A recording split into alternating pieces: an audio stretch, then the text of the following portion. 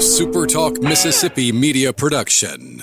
If you're feeling anxious about your investments with all the economic volatility and chaos in Washington, tune in to SuperTalk Jackson on Wednesdays from 9 to 10 a.m. and Sundays from 8:30 to 9:30 a.m. for Element Wealth Radio with Jeremy Nelson. Learn more at myelementwealth.com. This is Gerard Gibert, and thank you for listening to Middays here on SuperTalk Mississippi. Get ready to go beyond the headlines and join a meaningful conversation with people from around the state. You're listening to Middays with Gerard Gibert here on SuperTalk Mississippi.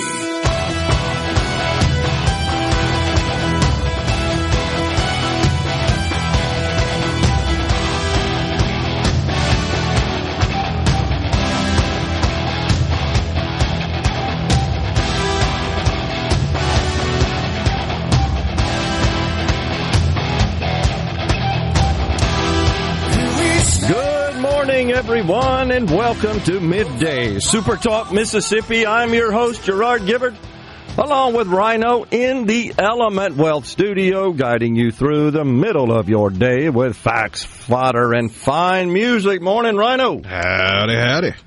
Could you please cue up the breaking news, Chiron, please?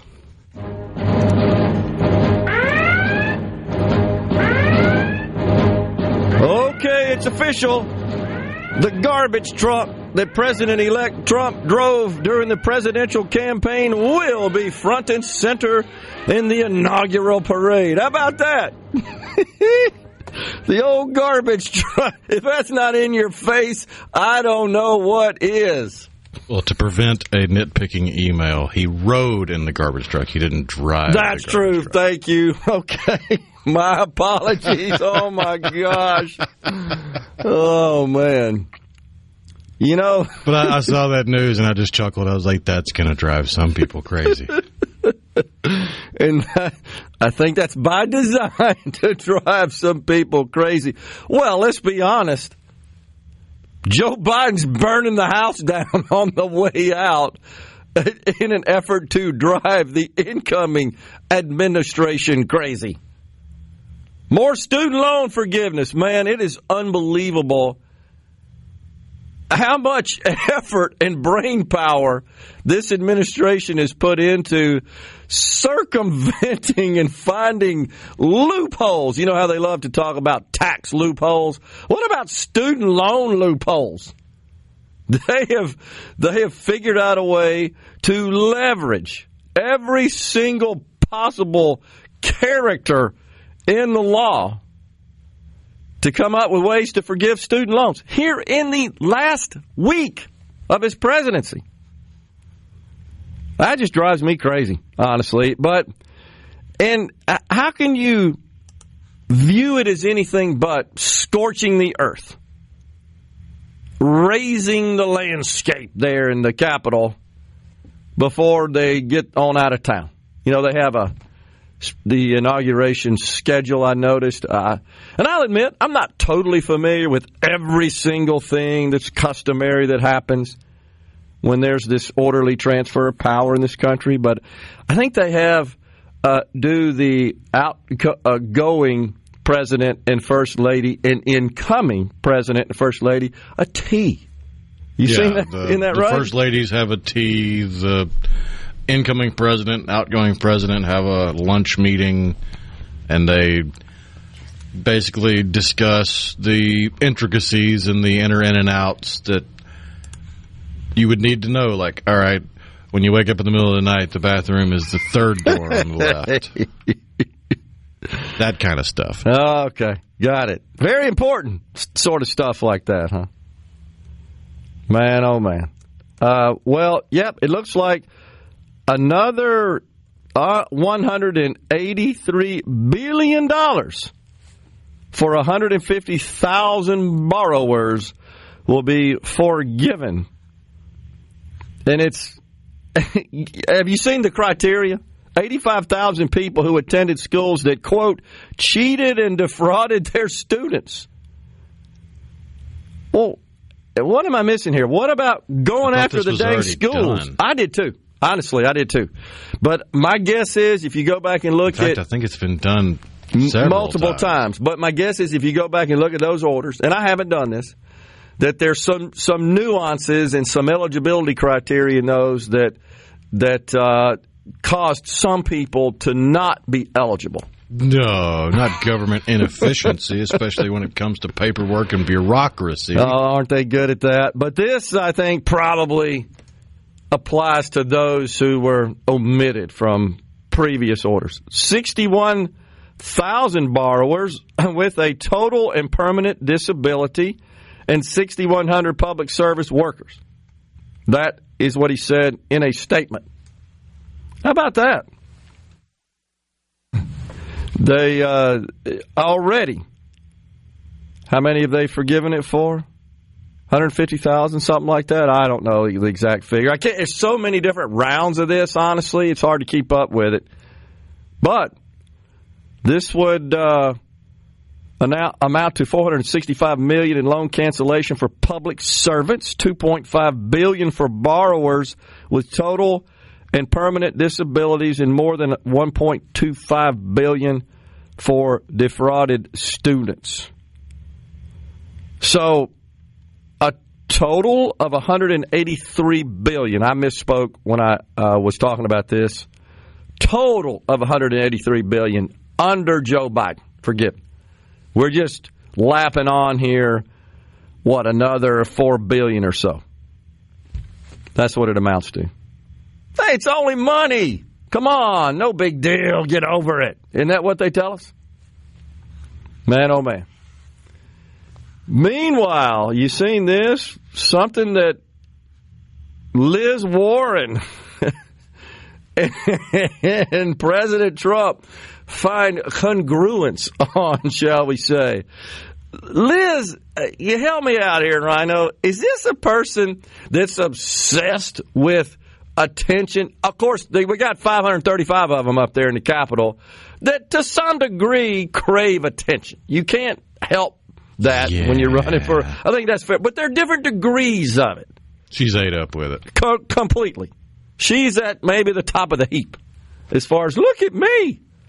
Well, she writes an opinion published in the Wall Street Journal, of all places. Quote, if Trump wants to unrig the economy, I'm in. And by the way, this constant refrain of we got to rebuild the middle class is total horse hockey, by the way.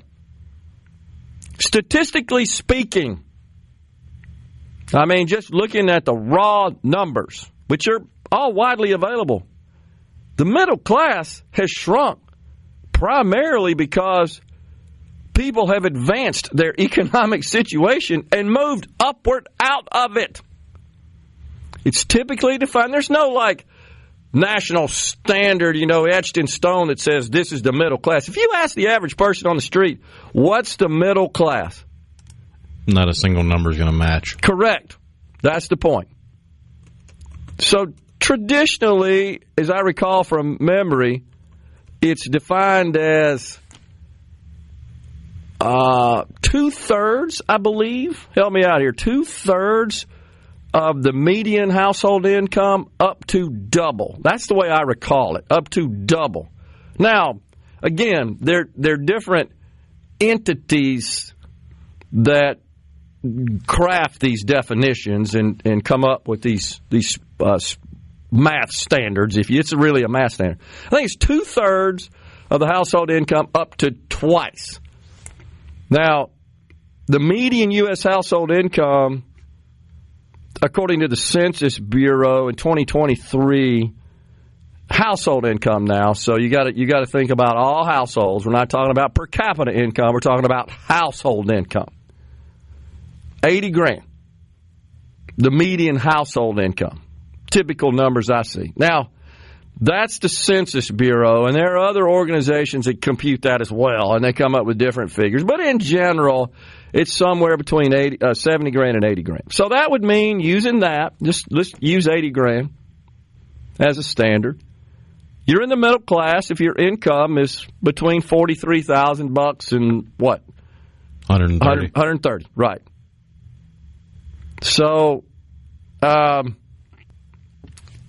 figure that out. Where do you rank in there? Now, the fact is, some people have experienced, or the number of people, not some people, the number of people whose income has fallen below that. When you look at like the last 10 years, so that they went downward, sure, that there has been that. But there have been more people than that have moved upward.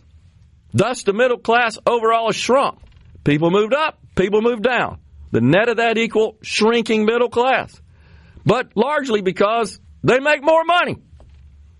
You'll never hear that explanation from a Democrat who uses that constantly.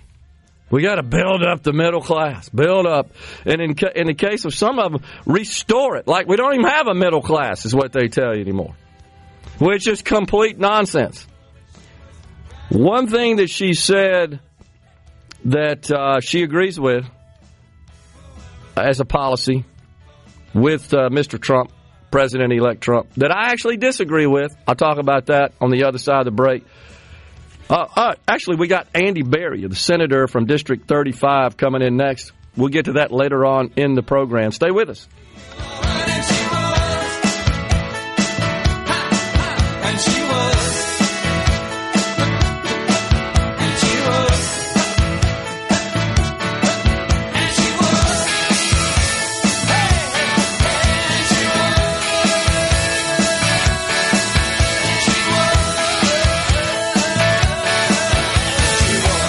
You already. And of Middays with Gerard Gibert is brought to you by Covington County Hospital in Collins, where your health matters. We're rolling. Middays with Gerard Gibert. What? This is so awesome. On SuperTalk Mississippi.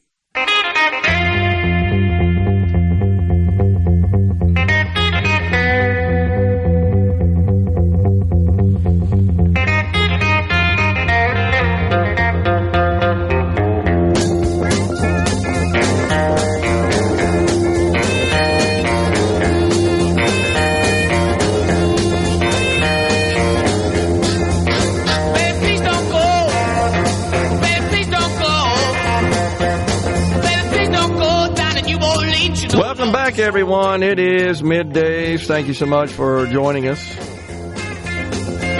So we are waiting to see where Senator Andy Berry is. Might have a little bit of a scheduling snafu there. So we're working on that. Hopefully we'll get the senator on sometime today. We're anxious to talk to him about the legislative session. No doubt about it. So just talking about this median household income stuff, and again, it really depends on the calculation one uses, but in general, 2/3 to double the median household income. That's how Pew Research, who is a notable policy analyst, defines it, and some come up with other definitions as well. They actually say 43 to 130, as you said. That's actually not double.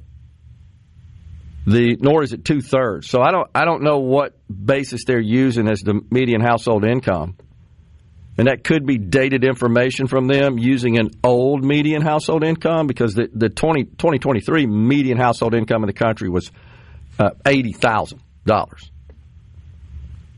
So, yeah, what are you saying? What if that is the range if you do it by state?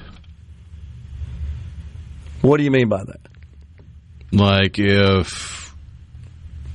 because the median across the whole country is 80,000. That's right.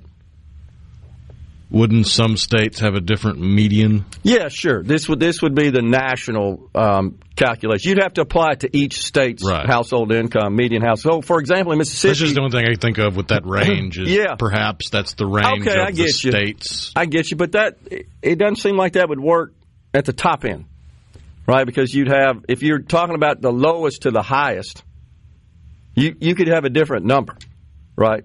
You could take twice the highest as the highest and 2/3 of the lowest as the lowest, if that makes any sense to you. We have the lowest, unfortunately, at $54,000 is our median household income relative to the national median household income of $80,000.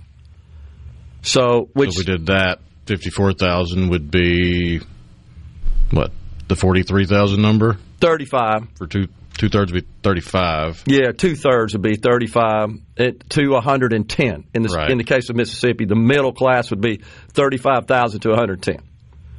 On a national basis, I think it'd be 52 to 160, according to my math. But you see the idea. The bottom line is, though, there are numerous reports that show us that more people moved up over the last decade out of the middle class into higher income categories than moved down. So that could explain a shrinking middle class, but it's because people got more money. So that's a positive thing. Nonetheless, back to old Liz Warren, who now says she's all for working with the president-elect to unrig the economy. Did you not know, Rhino? The economy's totally rigged. You got no chance. Just give it up today.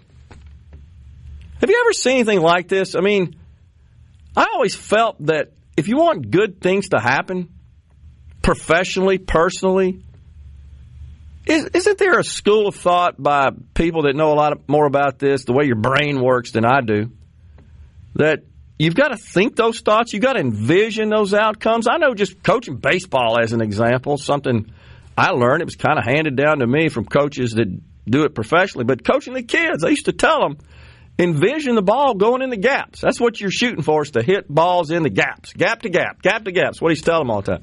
Before you get to the plate, think about seeing that and make it come true. Golfers, they see the ball. Jack Nicklaus talked about that.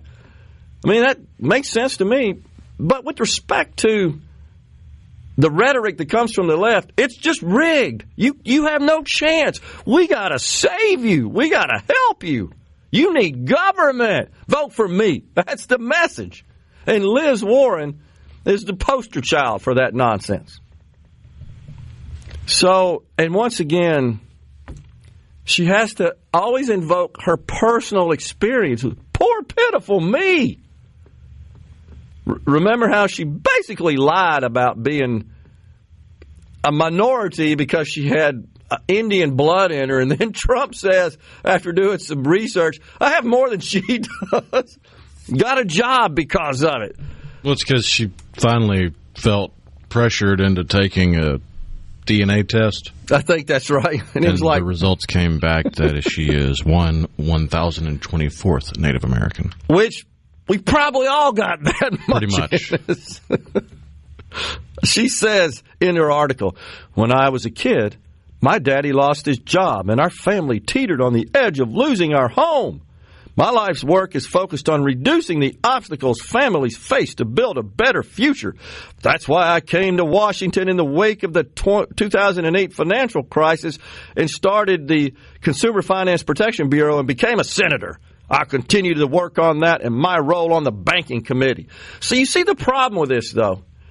And I'm certainly not downplaying anybody's personal situation. It is a tragic, horrific thing, no doubt, when the breadwinner in a family, especially if you only got one, loses their job. Yeah, it's huge stress, huge angst.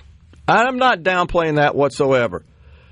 I will say, though, more than just Senator Warren have had to deal with those situations. There are entrepreneurs out there every single day that are trying to improve the quality of life in their communities and in this country who face the prospect of bankruptcy every dang day. I know there are people out there listening to me right now, guarantee you, trying to figure out how the world we're going to make it.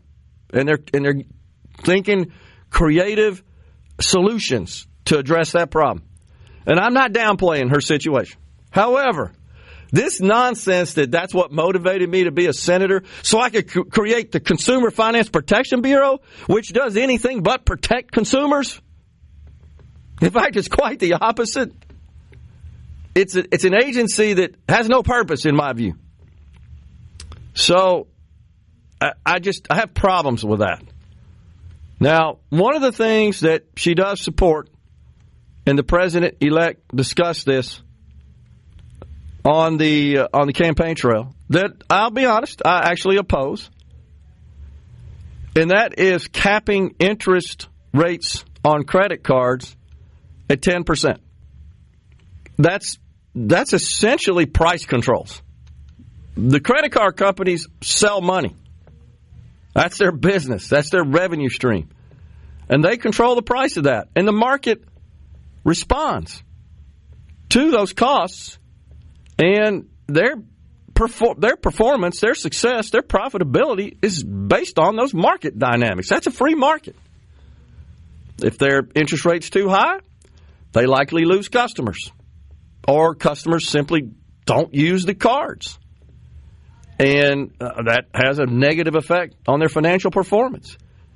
If too low, yeah, they may sell more money, essentially. People use more of their credit cards, but they can't make any money off of it. So that's where the market comes in. That's just free market at work right there. That's supply and demand. So I don't agree with this idea that the federal government should step in and just put a cap on interest rates charged by credit card companies. That would no doubt have negative effects. It would likely render many people today who have and rely on credit cards, I know they don't like paying those high interest rates, probably would get their credit cards canceled.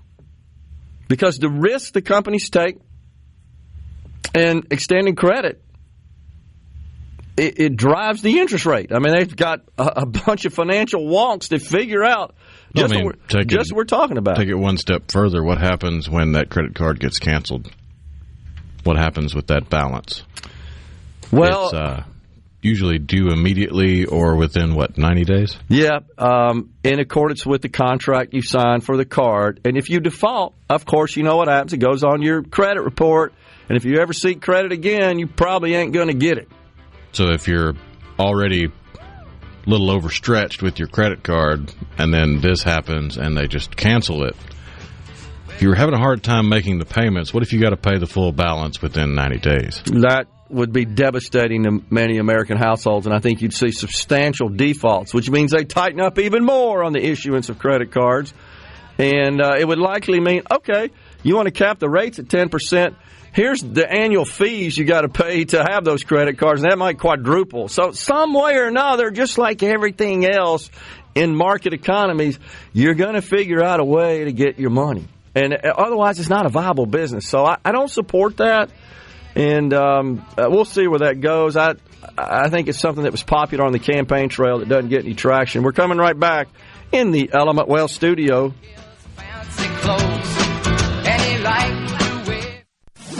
Attention, adoring fans! It's time for Middays with Gerard Gibert on SuperTalk Mississippi.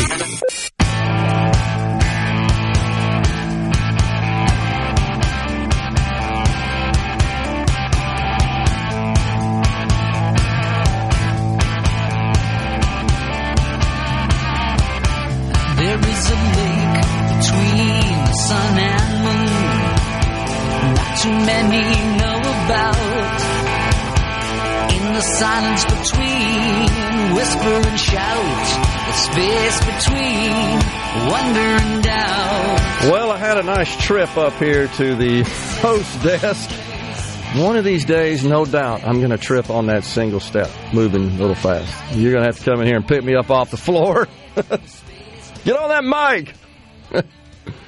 Oh, man.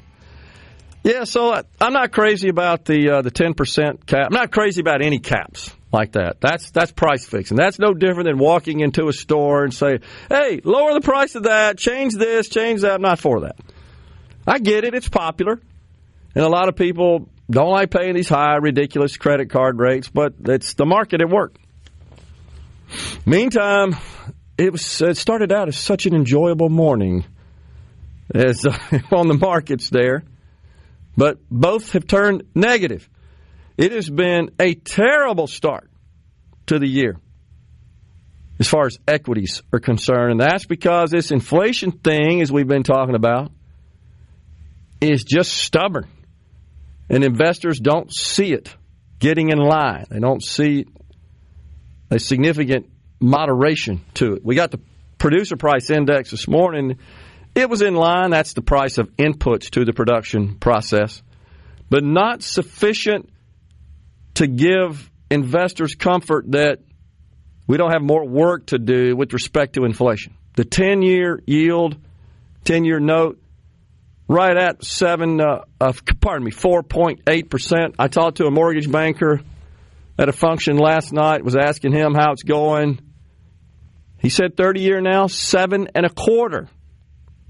I would say that puts the price of housing out of reach for many Americans.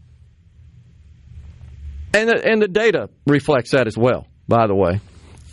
I just don't see that changing until, once again, we see the cost of energy in particular start to pull back. Now, today, oil is down $1 and change.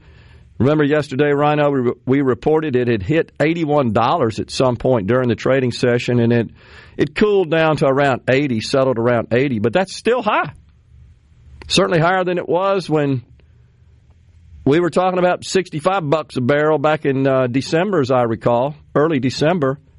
And you saw that at the pump. I think I remember saying, I don't see a 3-handle anywhere around town.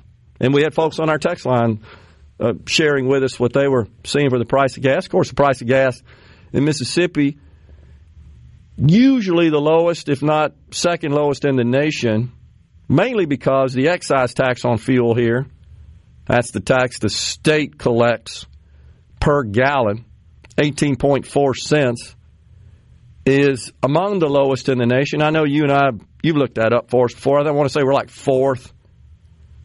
Alaska, Utah, maybe Hawaii. Maybe it's not Hawaii. I can't remember the states. There are 3 or 4 that are below us. But in general, we're usually toward the bottom of the list, the very bottom of the list, actually, in terms of the excise tax on fuel. We are just ahead of Alaska. Okay. Alaska's 50th. They only have 8.95 cents per gallon. We're 49th. Okay, 49. So I was pretty close there. Isn't Utah in there as well? Do you see that toward the bottom? Did I get that right? Utah is actually ranked 15th. Okay. Well, there's somewhere else that always shocks me as far as having when you look at the ranking as far as a low fuel excise tax. Typically, California, right, at the top. Theirs is they're 60 cents something. 50 Illinois is number 2. Pennsylvania is number 3. New Hampshire's 39th. That's kind of odd. Yeah. Interesting. Okay. Well, nonetheless, and ours has been static since 1987. In fact, we've got Executive Director of MDOT, Mississippi Department of Transportation, Brad White, joining Middays today at 11:05. I know he's going to want to talk about, obviously, an update from the legislative session, and that would include a discussion of the tax plan proposed over there in the House. Representative Trey Lamar, who chairs the Ways and Means Committee, he's running point on that. Of course, the Speaker of the House as well. They have prioritized that at the top of the legislative list, naming the bill HB 1, indicating that it is their top priority. And it includes a 5% sales tax on fuel. So you can figure the math out. If you buy $10 worth of fuel, you're going to pay 50 cents. That's the way that works. You buy $100, you're going to pay $5 of sales taxes, and those funds would be dedicated to the State Highway Fund. It's expected to produce about $400 million. Now, currently, the State Highway Department has a budget of about $1.2 billion, and that includes the excise taxes on fuel Mississippians pay, or anybody who buys gas in Mississippi, you pay at the pump. A bunch of federal money and some other fees. Those are the 3 sources of income, and we'll discuss that with the Executive Director, Brad White, as well. He'll dive into that. So this would give them another stream of revenue. This is something that transportation commissioners have been talking about. Central District, Willie Simmons, Charles Busby in the South, John Caldwell in the North, and, of course, the Executive Director, Brad White. They've been really beating the drum for this. They say we need a recurring or reliable recurring stream of revenue in addition to what they currently receive in order to tap additional federal funding for roads and bridges in the state of Mississippi. So we get to take there. That's one of the provisions of this sweeping tax legislation. We discussed at length yesterday in the House, and if you didn't catch that, Ben from Madison says, let's see, this was yesterday, and we'll follow up on that. He says, appreciate you clarifying these data points talking about the tax plan. I think I'm missing something, though. Are municipalities and counties going to see a decrease in revenue from this plan since the state will be keeping the diversion? Again, I haven't done a deep dive. He says, then, okay, I think I get it. The city would keep the whole 1.5% but lose the diversion on the 7%. That's correct, Ben. So if you didn't catch us yesterday, and just to recap, I think it's important because this is absolutely dominating the legislative discussion, certainly in the House, and as we just shared with you, it is the top priority for the Speaker of the House, who, of course, drives the agenda in that chamber, as does the Lieutenant Governor in the Senate. And there's been little response from the Senate to this point. I think they're trying to digest all these details and do some economic modeling of what this would mean. And that's certainly understandable. We're going to have, so you'll know, the Lieutenant Governor on the program tomorrow. I'm not exactly sure what time at this point, but we were informed of that. We look forward to that discussion, and, of course, we'll review this tax plan out of the House. But you're right, Ben. The way it works is, folks, if you haven't seen the announcement or any details, the plan would be to phase out the income tax starting in 2027 over a 10-year period. In 2027, it would go from 4% in 26 to 3% in 27, and then the 3% would be phased out in 0.3% increments over 10 years. That's the income tax. To offset that loss of revenue, the present 18.5% diversion of sales taxes to the state that you pay anytime you buy stuff, that 18.5% carve-out currently goes back to the cities where the transaction occurred. That practice would end such that the state would retain 100% of the state's 7% sales tax. However, a 1.5% additional layer of sales tax would be imposed, and cities and counties would have the option of opting out, but would not be required to vote or conduct a referendum to opt in. It would automatically be set in place, similar to the medical marijuana program, where it essentially opened up the program in every city and county, but cities and counties could opt out. This is a very similar situation. You could opt out. I don't expect any of them would do that, because that would mean they wouldn't have any additional or new revenue to replace the lost revenue from the diversion. So 1.5%. But you're right, Ben. If you do the 18.5% times the 7%, let's see, just eyeballing math here, Rhino, about 1.2%, I think. So the 1.5% new layer would exceed that. However, you got to get into the weeds a little bit. There's also a decrease of sales taxes on groceries, and that's just basically applies to food. It's the way the bill reads: food items suitable for human consumption, non-prepared food items, to be more specific. You go to the grocery store and you put all your stuff, you get your stuff out of your basket, you put it on the belt there, and anything that is consumable food that's not prepared for you to eat as is subject to the lower sales tax. Everything else is taxed at the full 7, would be 8.5%. Coming right back in the Element Well studio.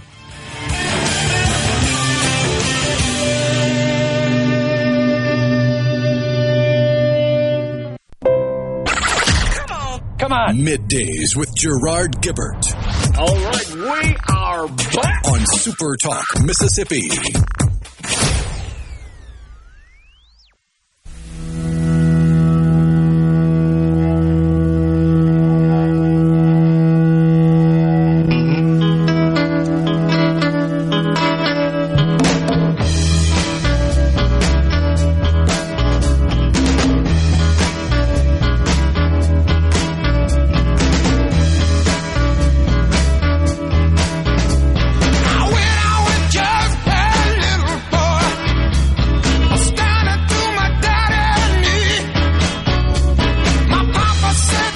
So in the last segment, we were just doing another review, and we're going to keep doing this because it's taxes. And unfortunately, as you know, Rhino, taxes are freaking complicated. Even sales taxes. When you start getting into situations where everything's taxed, or not everything, but you have these different tax rates depending on what it is you're buying. We already have that in the state of Mississippi. Many of you are probably aware of that. For example, you buy a new vehicle, that has a different tax rate than if you just went to the store and bought some good. 7% for the latter, the former. What is I don't even know. What's the sales tax rate on a car? 3.5, half of that? Half the full rate, I think? Something like it. It's reduced, I know that, in Mississippi. So, farm. 5%. It's what? 5%. Okay, thank you. I don't know where I got the 3.5. Maybe that's the farm implement special. Because I'll tell you this, I've looked at, it's been a long time since I've been involved in helping folks file sales tax returns. I pulled up the long forms, what they call it. Yeah, farm tractors and logging equipment, 1.5. Farm implements, 1.5. Sales to electric power associations, 1%. Okay. Machinery, machine parts, and equipment located on or used in the operation of certain publicly owned port facilities, 1.5%. Manufacturing machinery, 1.5%. Cars and light trucks, 5%. Cars and trucks, 10,000 pounds or less for electric weight to electric power associations is 3%. There you go. Sales of cars or trucks over 10,000 pounds gross weight to electric power associations is 1%. Jeez. Trucks greater than 10,000 pounds, aircraft, semi-trailers, mobile homes, and modular homes is 3%. Railroads, material to railroad, 3%. Everything else, 7%, except for sales or rentals of equipment and purchases of materials used in connection with geophysical surveying, exploring, developing, drilling, redrilling, completing, working over, producing, blah, blah, blah, blah, blah, blah. So wait, I think you're perfectly illustrating my statement that sales taxes are complicated. It's not just, you buy it for this much, you pay that much. Yeah, that was just retail sales. Yeah, exactly. I haven't got to wholesale, construction, manufacturing. I think there's some stuff. Yeah. Amusements. Yeah. So what I was going to say is in the Mississippi at the Department of Revenue, there's the so-called long form, which is what's used to file sales taxes. It's called the long form. And, of course, you can also file online. But nonetheless, all those categories you just mentioned, they're listed on like an addendum to the form, and it's a long list of them because they all have a different tax rate. And when you fill the form out, you put your amount of sales per category of good you just described, and then you put the rate on that category, and this is how much you got to send in. And it has a list of all those rates. And to your point, it's like point this, one that, two that. Well, I mean, it's about 25 different rates, it seems like. And I may be exaggerating a bit. I'll get the form up for the days out. But nonetheless, what the plan is in Mississippi is everything that is currently subject to the general sales tax rate of 7% would have layered on the 1.5% local option and county. It would apply to the counties as well for sales in the county that are not in an incorporated city. They would keep, the county, the full 1.5%. The city would keep the 1.5% of goods sold inside the city, of course.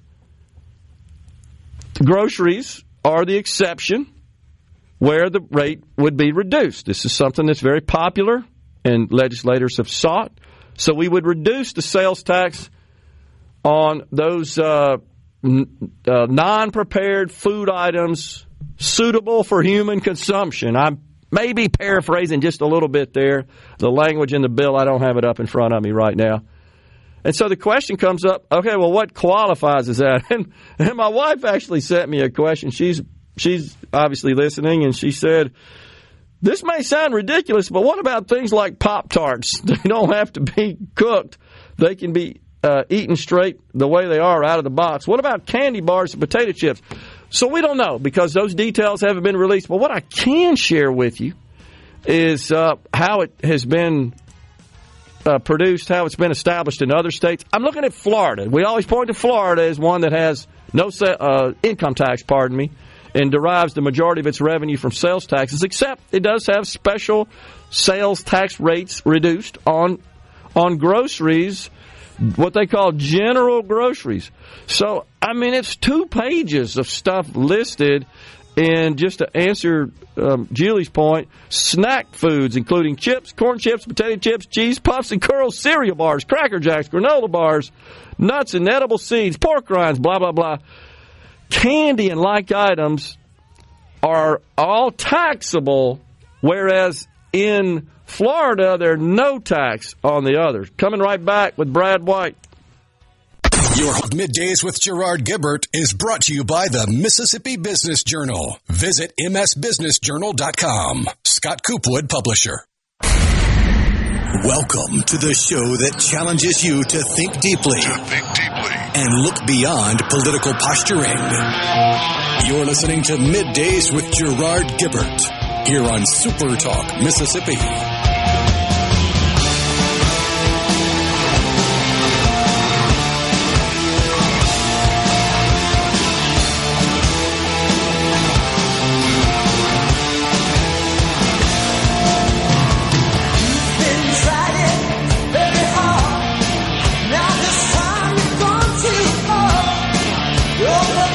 Welcome back, everyone. It is Middays live from the Element Wealth Studio. We're pleased to welcome now Brad White, Executive Director of the Mississippi Department of Transportation. Brad, good to see you, sir. Thanks for coming in. Thank you for having me. Well, we got out of the gate here with a lot of a flurry, I think is one way to put it, down there at the Capitol. The House wasted no time. The Speaker of the House and Ways and Means Committee Chairman Trey Lamar in introducing sweeping tax legislation that would certainly affect your world at Department of Transportation, but it includes ending the exemption of motor fuels from sales taxes and would impose a 5% sales tax on the retail sale of fuel, all of which would be earmarked for the Department of Transportation. Before you just offer your thoughts on that, you've been outspoken, you and the transportation commissioners, about needs you have from a funding perspective, and I think you've shared, I've seen you do it in presentations to groups and certainly on this program, that we're perhaps not tapping the full amount of federal funding we could, simply because of the lack of some state funding. Explain that to the folks. Not just not tapping the potential, but you're also putting what federal dollars we have at risk. Okay. Because we run a federal program on behalf of the Federal Highway Administration here within Mississippi. And the federal government is very interested in the maintenance or the upkeep of the taxpayers' current investment more so than new construction. We have performance targets that we have to hit. Every year, Federal Highway Administration with our group inspects all of the interstate lane miles within the state, and every other year they do the rest of the highway systems, looking at the pavement conditions, and from that is where we develop the plan of what projects need to be let when in order to rehabilitate and maintain the system we have. What we've seen in the past is with a flat budget, we've had the same amount of money going into that paving program, but less projects being awarded because the money's not going as far. Everything, costs have just gone up. So you're falling behind on those performance targets. And it's only a matter of time that you fall behind enough that the Federal Highway Administration says, okay, you're about to get to a level to where we're going to have to pull your federal funds if the state doesn't come up with some type of plan to remedy this problem. And this has happened to us before with local bridges back in 2017. So we've been talking to the legislature about what our shortfall was and being able to show them with math of what the shortfall is and what it would take for us to begin responding to these performance targets in a positive way. This is the first bill since I've been director, but I'm willing to say it's the first bill since 1987 that has the significant amount of money that both the state aid road system at the county level as well as the state highway system and interstate system that we have to deal with. This is the first bill I've seen that generates this kind of revenue for us. Now, that's up to all the policymakers as to what those things need to look like, and moving our state into a consumer-based tax model certainly is something that will be discussed. But we're very excited about just having an opportunity to finally have a conversation that's meaningful and that's substantive and that has real numbers in it that will allow us to do what the taxpayers expect from us. Okay. So you know what the plan calls for is this 5% sales tax levied on fuel.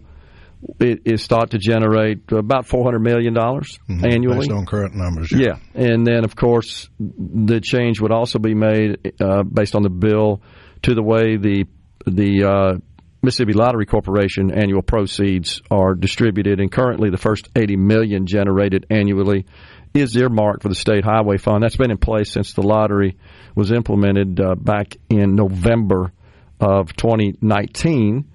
And we've hit that $80 million threshold every year that's been transferred. Of course, that is honestly a small part of your total annual budget. Which over budget's about 1.4. 1.4. Okay, I said 1.2 in the last segment. So $80 million, while it's very helpful, I mean, it is a small portion. And the lottery was set to sunset. I mean, we weren't guaranteed to continue receiving first 10 years beyond 28. So that being part of the discussion doesn't bother me at all. In fact, this bill allows for something that we've never had, and that it establishes the potential for recurring revenue into the other modes of transportation outside of highways and bridges, which we've never had.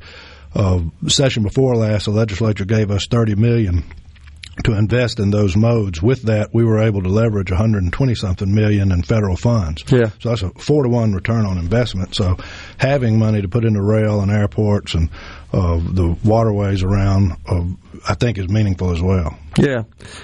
So Brad, I know you've heard this before. To those who say, well, the Department of Transportation doesn't need any more money, it just needs to tighten up and operate more efficiently and eliminate waste and so-called unnecessary spending. What do you say to that? Well, I just tell them to look at we've been audited over and over again. We've had performances audits put on us.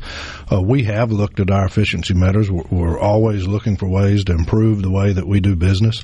Last year, we broke a record by awarding over $1.2 billion in highway and bridge contracts. That's the most the department's ever been.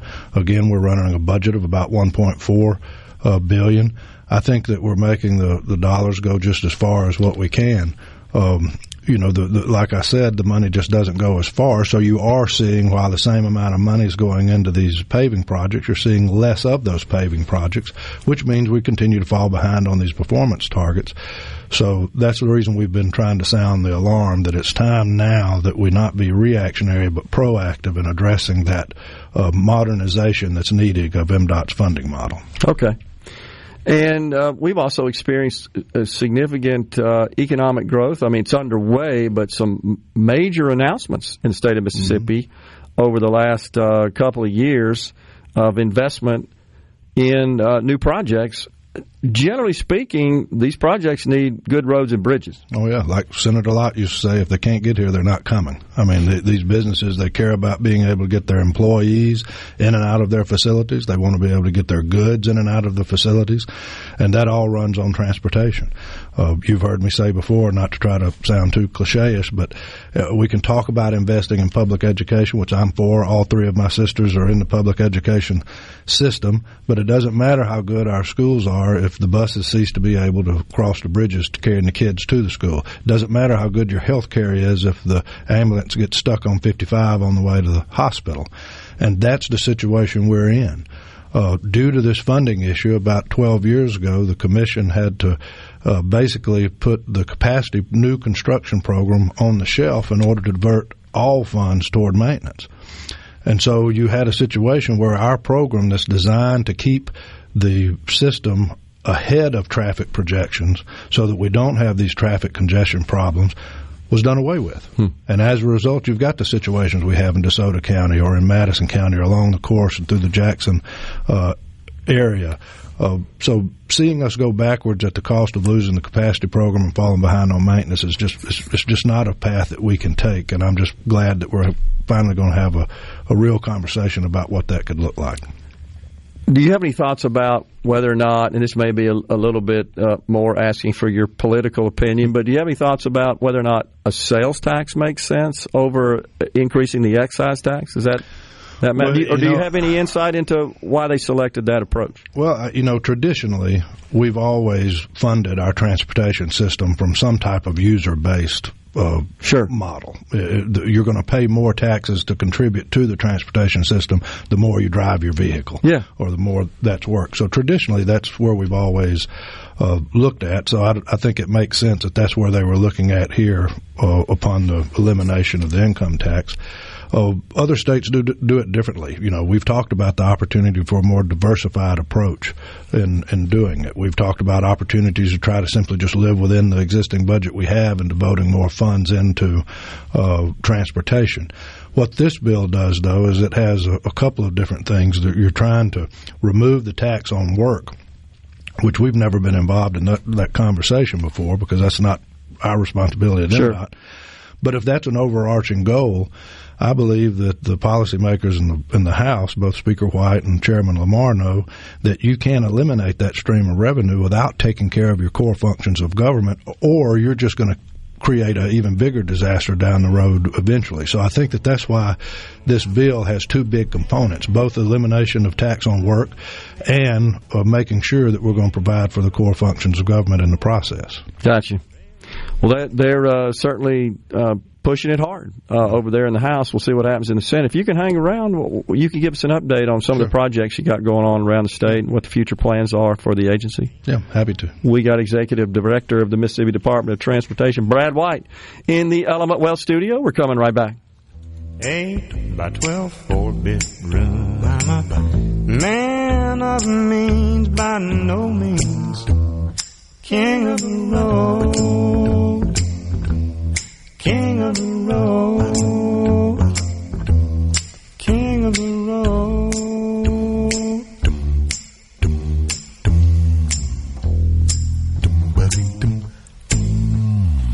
If you're feeling anxious. And now, the talk that keeps Mississippi talking. Now, on to the real part. Dynamite! On SuperTalk Mississippi.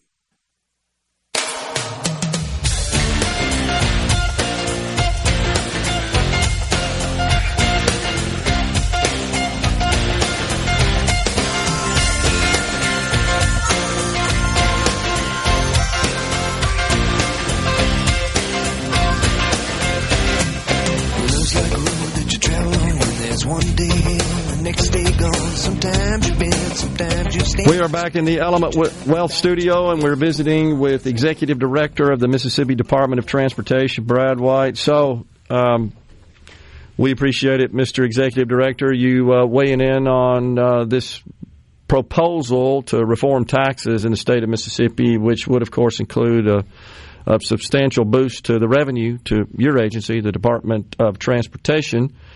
$1.4 billion, the annual budget, currently, right? Correct. Okay. And what's the breakdown on that, Brad, with respect to excise tax on fuel in Mississippi, federal, and then other fees and so forth? The vast majority of all of that is fuel tax, whether it's federally collected or the state collected. Okay. A little more than half of our budget is federal dollars, and we utilize the state fuel tax to put up and spend in order to draw down the federal money. Right. So that's the reason our state funds are so serious, because without proper state funding, you can't access the federal dollars that you're drawing down. But it's the vast majority of our budget now. We receive the $80 million from lottery. There's a few million we get from the fees on hybrid and electric vehicles. There's some contractors' taxes and other things we get. But in comparison to the overall budget, it's very minimal with regard to the fuel tax. Yeah. Got it. So let's talk about what you guys are working on in the state. I know a lot of folks are always interested in when's DOT coming to my neighborhood to help out. Well, a few years ago, when the Federal Highway Administration was reauthorized by Congress, they'd do that every 5 years. Senator Wicker was the lead Republican on the Transportation Committee that wrote that language. And we were able to get authorization for an extra $1 billion in Mississippi over the current 5-year period that we're within. So with that extra revenue, the commissioners were able to restart the capacity program, which is our program for new construction. It's basically, as you know, we run 2 big programs. One is the maintenance program that's designed to take care of the existing system, and one is the capacity construction program that's designed to add efficiency to our system and keep us ahead of traffic if possible. And that program, due to lack of funds, had been laid dormant for over a decade. So the new funds allowed us to restart this program and begin bringing projects to construction readiness, and that's when the legislature about 3 years ago stepped in and really helped by providing the one-time funds necessary to go on and award the project and then build it once we brought it to construction readiness.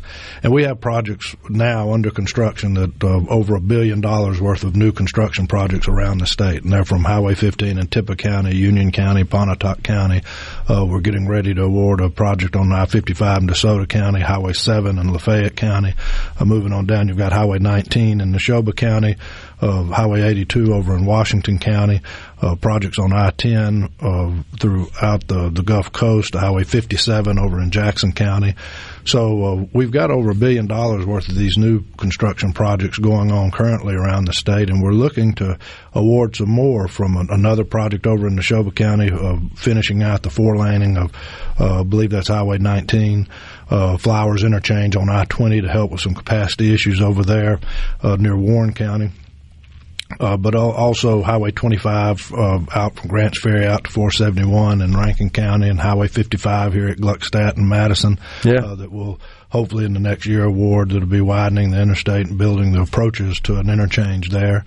And then it goes all the way down to Highway I-59 in Forest and Lamar County, and trying to help develop around some of the economic development sites there. Bunch of needs. So very much so. When you look back 20 years ago, the legislature passed what's called the Vision 21 law, and that was designed to take the politics out of these big construction programs, because of the 87 4-lane program, for all the good it did, the politicians decided where to build 4-lane highways, and we found that that's not the best model.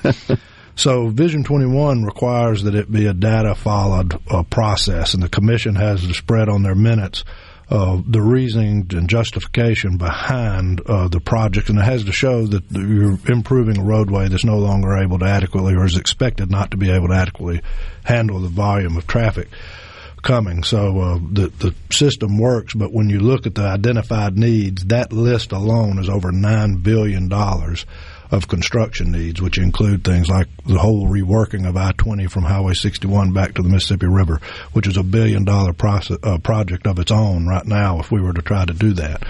So that's the other thing that's so important about the dialogue that the House of Representatives is starting with this House Bill 1, is you finally have a dedicated, reliable, recurring revenue stream that can step in and save our maintenance program, so that by saving it, we're able to continue the capacity new construction program and continue to try to improve the efficiency of the system. So we're very excited about the opportunity of seeing that go through the legislative process. Yeah. Well, I know as well that there's a lot of stuff going on in my home county in Madison. I'll just use that as an example because of this big AWS project. You're aware that the state is loaning money to the county, and you guys may have some involvement in that as well, I'm thinking. But ours is just around the I-55 and the new interchange is going to be covered, the bridge that they're building with regard to the local project that will cross 55. I got you. What we will do is come in and add the lanes, widening the interstate, and then as soon as the interstate's widen, we'll add the approaches to that overpass, creating an interchange there that'll help alleviate some traffic off of the other routes around there. I will say that back in December, I traveled all the way up to the corner to Tishomingo County, and I will tell you, I was impressed. It's been about 10 years since I've been through that area with just the improvements around Tupelo and all the way up to the corner of the state. Right. Very impressive. And so a lot of work's been done. I do think that like I said, I think we do a very good job of making sure that we get as much of the dollars that we're given as possible to the projects that the taxpayers expect to be seen. Every year we provide a plan to the legislature, and it shows where every penny is obligated in a project by county. Okay. It shows the termini and everything. So we have tried to prove our transparency with the legislature to say, look, if you want to know where we're spending the money, this is where it is. And it follows some data-driven processes that kind of removes the politics out of it, which is another aspect that I like. Well, and clarify that, if you would, Brad, for our audience. Who makes these decisions on, what projects get prioritized and where the money goes? Well, two different things. Our maintenance program is devised from the data that's collected from Federal Highway and our own research people when they go out and survey all of the pavement around the state. Like I said, every year the interstates are looked at. Every other year the rest of the state is looked at. And that pavement condition goes into a document, and it's from that our engineers and professionals are able to say, all right, this is the one that we need to work on first, and then this one, and then this one. And that priority list is set out, and the commission is bound to follow that. Through that, particularly if you're going to use any of the federal dollars in it, it has to follow that rhyme and reason that's backed up by the data of the pavement condition. The problem we've run into is the same amount of money that's going into that's not going as far, so you're starting to fall behind in those performance targets of that. As far as the new construction projects, I mean, that's the discretion of the elected commission. And primarily it's because that list of needs is so large and the revenue going to it is relatively small. You've got, like I said, a $9 billion list of needs and $120 million that we're putting into it every year to try to cash flow those projects outside of the ones the legislature have just fronted the money to build completely. Yeah. So they're able to pick from that list to try to move what projects they deem most important to the forefront, so that it's the people's elected commission that determined that with a capacity project. So do they do that together as a commission? I mean, because I'm assuming that each commissioner brings forth all the projects in their district. By law, they can only speak through their minutes. So they have to work as a team, as a unit. And that takes a lot of the politics out of it, too, to be sure. One end of the state's not preferred over the other.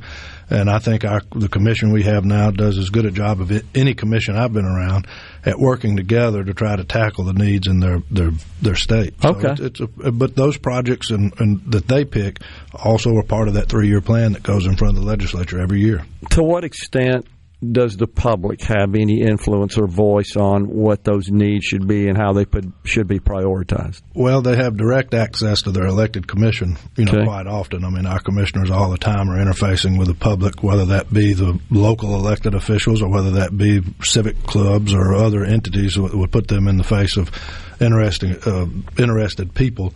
But also a lot of our work, the federal government requires there to be certain types of public hearings and input from the public and other things like that, even when an identified need has been placed. When we're looking at what that route should look like or how should it take shape, we're required by our federal regulations to gain input from the public even through that process. So they're very much a part, to the degree that they want to be, a part of what we do. I got you.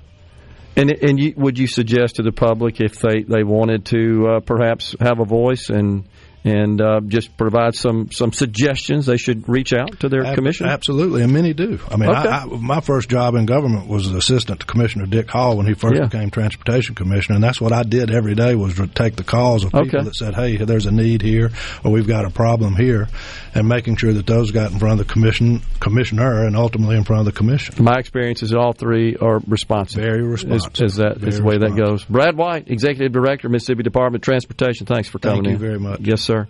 We're coming right back in the Element Wealth studio.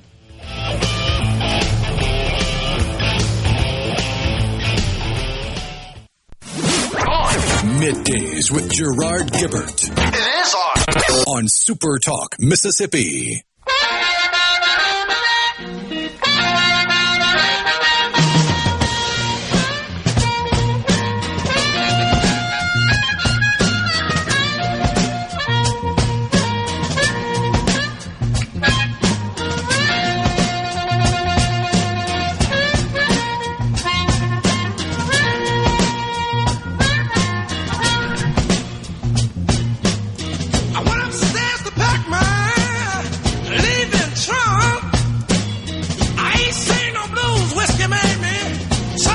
Welcome back, everyone. It is Middays. Thanks so much for joining us.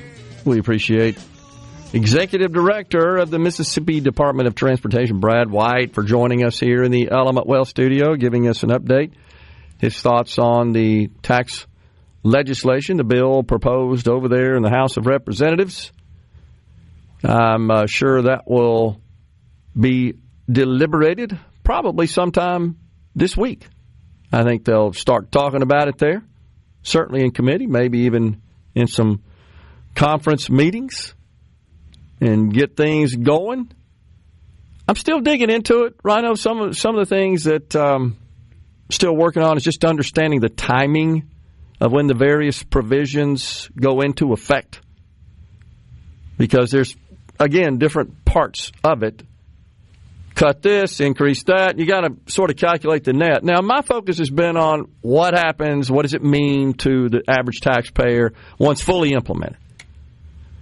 And but there's also, it's true, that we've got to consider what happens in the interim when things are being phased in, phased out.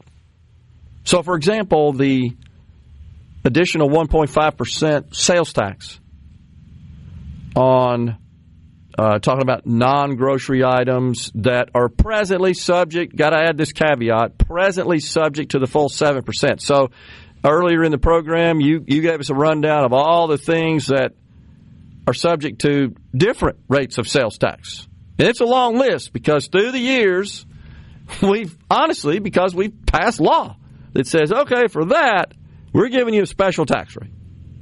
That's just a fact. Vehicles, manufactured housing, farm equipment, lots of other products used in the farming process, because we pretty much have an agribusiness economy. Historically, that's kind of our legacy, major part of our economic landscape. So it's understandable that the legislature was responding to requests, to the needs expressed by farmers. That is a low-profit, low-margin business for the most part, and they're looking to cut those costs, much of which, of course, is passed on to consumers. The higher costs associated with producing food generally are going to be figured into the price of those commodities. So the bottom line is not as simple as saying just everything else, because there are a lot of exceptions to that. But that additional 1.5% is slated to go into effect July 1, 2026, based on the way the legislation is presently drafted. And we got to sort of keep an eye on that. Now, in 2026, your income tax rate is going to be 4%. This year, it's 4.4%. This year being 2025, tax year 2025. Last year, you're getting ready to do your tax returns, if you haven't already done so, for tax year, calendar year 2024. Your state of Mississippi income tax rate is 4.7% of all taxable income in excess of $10,000. Next year, it goes to 4%. That in accordance with the tax legislation enacted in the session of 2022. In 2027, if this new legislation were to become law, the income tax rate would be decreased by 25%, down to 3%. So that's that. And then after that, 2028 and on, by 0.3% a year until it gets to zero. So a lot of increasing on this category and decreasing of that category. What does that mean to you? And I would encourage people to think about that from a net perspective, not just, well, gee, I don't want to pay a higher sales tax rate.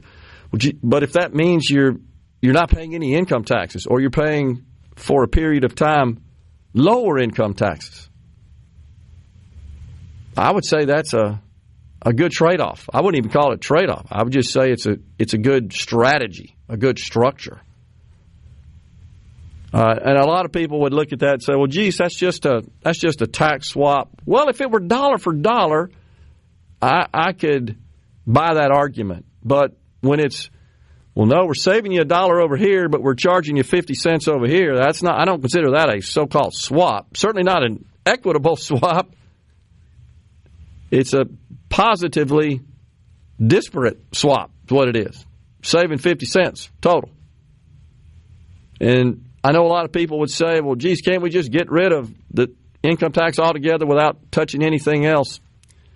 Man, I'd love to do that as well. I don't think it's practical, though, when it currently generates about a third of our total revenues. Income taxes do.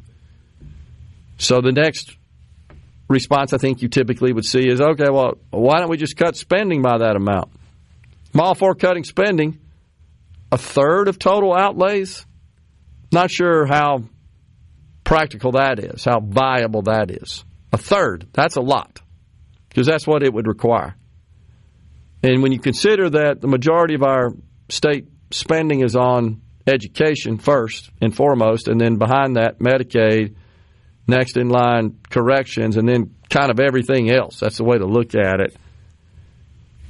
Sure, I think there's opportunities to cut spending in education, especially with a lot of school districts in the state, 140 when we have 82 counties, and Representative Rob Robertson has actually indicated his interest in some district consolidation to save money in that respect. I'm all for that. I think there's opportunities to achieve that. It is extremely difficult politically, no doubt. But at the same time, you got to consider that even though we just gave teachers a raise in Mississippi a couple of years ago, it looks like neighboring states have also followed suit. And once again, our teachers are, I think I got this right, Rhino, from some reading I was doing this weekend, we're now lagging, is the way to put it, the adjacent states in terms of entry level and average pay. I think it's fair to say you can't just do that and call it a day. I mean, it's no different than in your line of work. You know, there comes a time when you expect your employer to increase your pay to keep up with the increased cost of living, but just as a function of your loyalty and your performance. I think you'd have to make the same case for public sector employees. I don't have a problem with that. That's not to say that I think we ought to just keep everybody on the payroll that's working in the public sector, regardless of what level, that works for the taxpayers, from the municipal level all the way up to the federal level. Shouldn't do that if they're not providing value for their pay. No different than in a private company. Problem is, as you guys know, when you get in the public sector, it's dang hard, if not nearly impossible, to release people, to terminate people because of poor performance or just lack of need. Private companies do that all the time. They've got to, just to remain economically viable and to optimize their profitability, which is, I know it's shocking, especially to people on the left. They do pay a lot of attention to the bottom line, and we want them to, honestly. So, same is true here. There's no doubt some opportunities.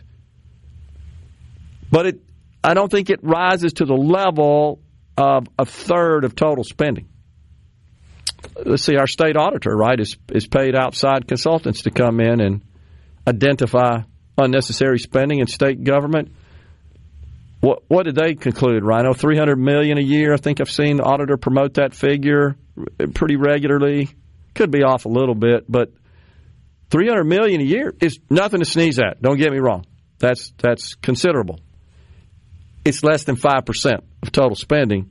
We're talking about eliminating the income tax.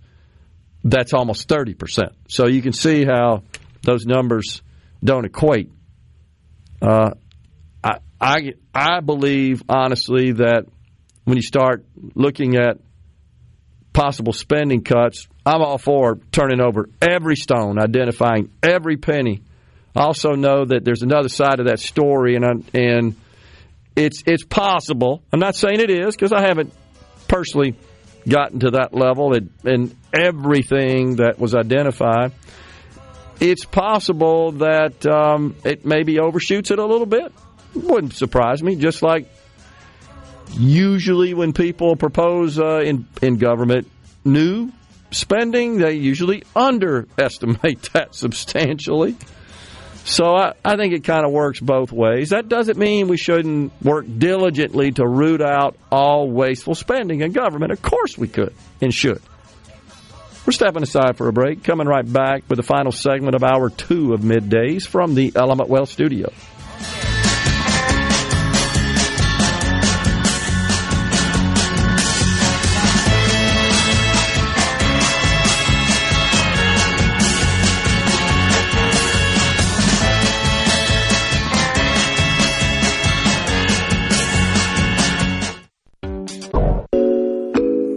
What that means. Middays with Gerard Gibert. We'll do it live on SuperTalk Mississippi.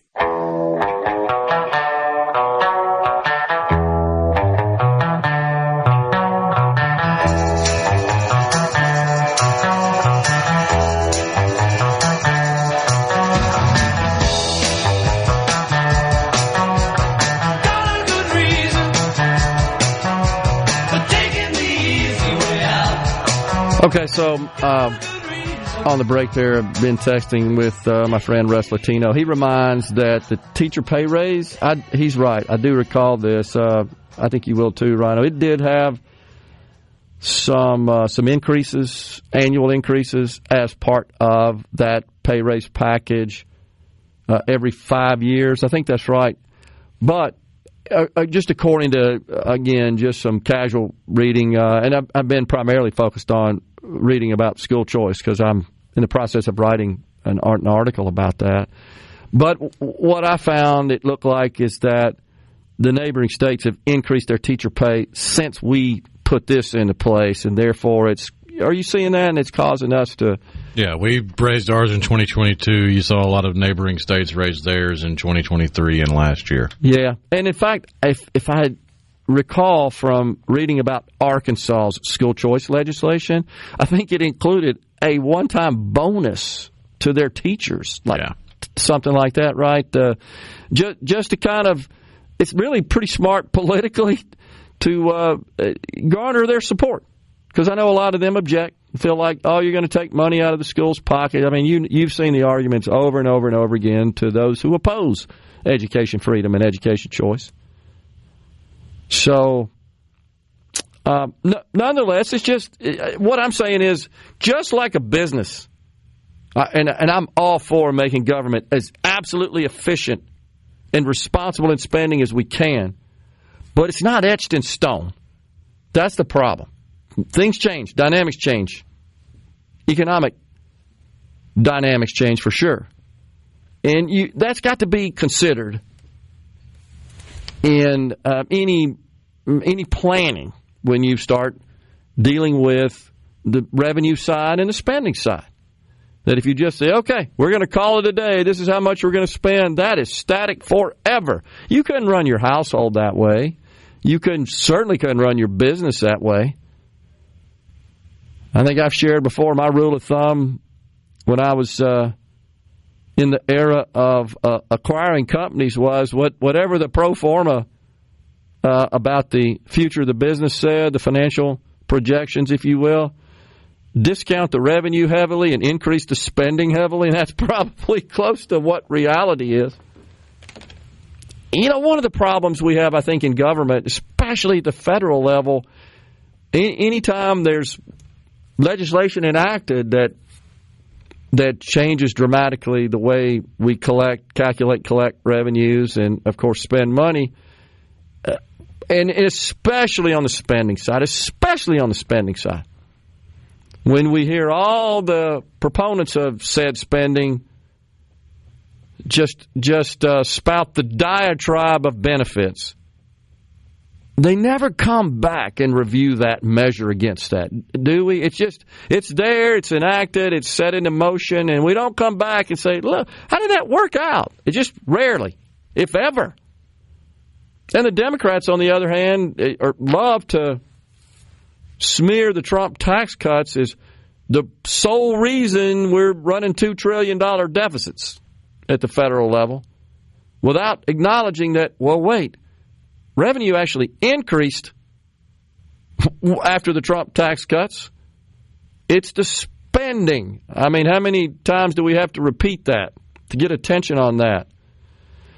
So, and you're going to see a lot of discussion about that, certainly at the federal level, really soon here, as soon as it's already been talked about, but in earnest, as soon as the president-elect is sworn in next week. 100 executive orders waiting to go, and that'll happen that day. Most of those just roll back Biden-era executive orders. That's what is to be expected. In the meantime, the Doge boys have also, with their team, has uncovered something that we've talked about on this show multiple times. And I, honestly, until this, I don't know that I've seen a lot. And by this I mean what now Ramaswamy and Musk are promoting and communicating to the news. The problem is, of course, a limited number of outlets will even discuss this, and that's improper payments. You know, we've talked about this, and I got wind of it in 23. August of 23, as I recall, is when the General Accounting Office, which is an accounting group and not thought to be partisan, they came out and said, we think there's $237 billion of improper payments. In other words, money went out the door, checks drawn on the U.S. Treasury that shouldn't have gone out the door, went to people who really didn't qualify for them across the myriad of federal programs. Well, the Doge boys now say, their team says, we think it's $800 billion on fraudulent benefit payments. $800 billion. Now we're talking real money with respect to a $2 trillion deficit. We'll dig into that just a little bit and continue to talk about all things state of Mississippi as well. We got text to get to. We're coming right back after Fox News and SuperTalk News with Hour 3 of Middays. Stay with us.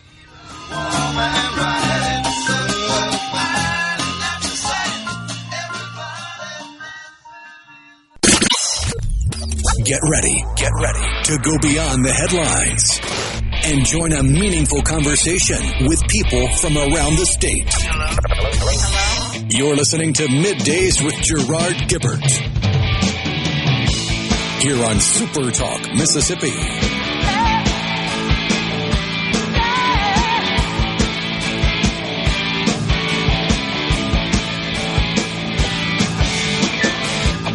Welcome back, everyone. It's Middays. We're live in the Element Wealth studio. It's the afternoon portion, the final hour of the program. By the way, what's the schedule for TikTok to be prohibited for use in this country unless they divest from ByteDance? Is that next week? Unless the sale is finalized by, I believe, midnight on Sunday. Sunday, okay. Well, Mr. Wonderful, Kevin O'Leary, says he's made an offer to buy it. There's also rumors about Elon Musk getting involved. You seen that? Yeah. I don't know if I believe Mr. Wonderful over the rumors of Elon. I agree with you on that. So, and President-elect Trump is trying to interfere and stop this and reverse that. I don't know what kind of power he would have as the president. Well, the funniest thing to me in all of this is it seems like all of the mealy-mouthed wannabe journalists that are actually political activists for the Democrat Party are trying to find the next big thing, their backup plan for when TikTok shutters. And a lot of them have been moving to another Chinese app, RedNote. Really? Which, if you actually translate the Chinese characters, it's closer to Red Book, like Mao's little Red Book. Oh, geez. And it has some fairly onerous censorship on that platform. But then again, it's for the Chinese nationals. It's not for the brain rot of the world. Well, I'm not sure what to think about that. I know what's scheduled. And there are certainly differing opinions within the respective major parties. I don't think there's any consensus one way or another on this. But the president-elect has indicated he thinks TikTok ought to stay around. In fact, I think he's made statements that suggest he feels it was instrumental in his victory in November, use of the platform. because it is quite popular in this country. You simply cannot deny that. And social media in general is a very powerful tool in political campaigns. I just don't buy into the doom and gloom that's being espoused by many of the TikTok creators and quote-unquote influencers, considering how many social media platforms and blog sites have gone the way of the dodo, and there always seems to be something else that takes its place and takes your attention and energy. I mean, there was MySpace and Zanga, and Blogspot was big at one point in time. It's still being used, but have you heard the last time somebody mentioned a Blogspot? Man, I've forgotten about some of those things, but you're right. MySpace. Who can forget that? What happened to that? Is it still around? Still around. Okay. It's a platform for, I believe, music artists now. Okay. I'll be darned. Interesting. Well, the time is ticking away on that deal with respect to TikTok. That is for sure. And again, I'm not sure what sort of power a president has over that. Well, I mean, Trump's not sworn in until the day after the deal's done, so. That's true. So could he reverse all that, stop it from going through? And does that mean, I can't remember exactly what the law would call for, does that mean that you'd have to discontinue using the product, or that somehow the companies that make all the devices that we use to access the platform would somehow ban it? I mean, that's just a hard deal to do. I don't really know. What's kind of the procedure there? What's the way that's implemented? It's just easier said than done. It's been taken to the Supreme Court. I don't know that they're going to have a ruling by Sunday. But you know what I'm saying is, I mean, there's you can make laws all you want, right? But enforcing such laws is a totally different story, especially when you're talking about the potentially hundreds of millions of devices in this country that access that tool, that platform. Yeah, I want to say the latest number was 175 million American users. There you go. How do you? I mean, about the only thing I could think of is if you implemented some sort of firewall the way China has that blocks content for internet use. They call it the Great Firewall of China.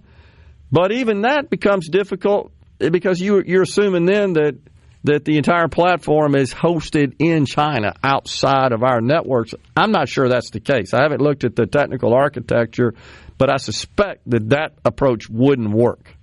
It's just because it's a more uncommon way to provide access to such applications. Yeah, but I don't think you would find many legitimate American owners of server space that would be willing to risk jail time for breaking the law. That's true. So if there's same thing with like the Pirate Bay back in the day. That's a good point. Pirate Bay got shut down. They reopened in, what was it? What's the micro country that's on an oil rig? They set up a server there and okay, come get us. Okay, yeah, that makes sense. You're probably right. I mean, if there's some component, some element of the platform that is being hosted, or more importantly, if you're just routing the data, even if it is coming, and we didn't have a one big firewall that just blocked it from coming from China into our network, or into the networks that serve this country is really what it would be. Well, right, if you're putting yourself at risk if you're, again, transmitting that data to end-user customers if you don't block it. Right. So it's similar, although it's not nearly as complicated, prohibitions around access to pornographic content that require some degree of authentication and proof of age and so forth. But this is a lot more different than that, though. This is a more sweeping 100% block, nobody, no how, nowhere in the country. Interesting times for sure. I just saw on the screen here in the studio that the GOP has unveiled a bill for Trump to buy Greenland. How about that? Just happened. Let's see. I think, Make Greenland Great Again is the name of the bill. How about that? So what's the process there? They got to negotiate this with Denmark, right? If it was a purchase from Denmark, then it would be a negotiation with Denmark. But if I'm not mistaken, there is also the possibility of the people of Greenland voting on a resolution for independence, and then it would be a negotiation with the people of Greenland. I see. At this point, I'm not sure. And, I support this if, in fact, it truly is critical and crucial to our national security. I support it. Not only national security, but international shipping. Again, and that's looking 100 years into the future. Because if the warming trend continues, whether you believe it's man-made climate change or if it's the natural cycles of this planet, the planet is getting warmer. Yeah. The argument gets into whether or not we're warmer now than we've ever been. History doesn't really back that up because I'm fairly certain it was warmer during the height of the Roman Empire than it is right now. But all that aside, if and when the planet continues to warm, then at some point the Northwest Passage, the mythical Northwest Passage from the Atlantic to the Pacific, becomes a viable route for transporting goods transporting goods. And we already have Alaska on the western side of the Northwest Passage, Greenland on the eastern side of the Northwest Passage, we would control the Arctic Circle, especially the rich trade routes that would be involved. And there's a similar case to be made for Panama Canal, right? I mean, interference with international shipping is a huge economic and security problem.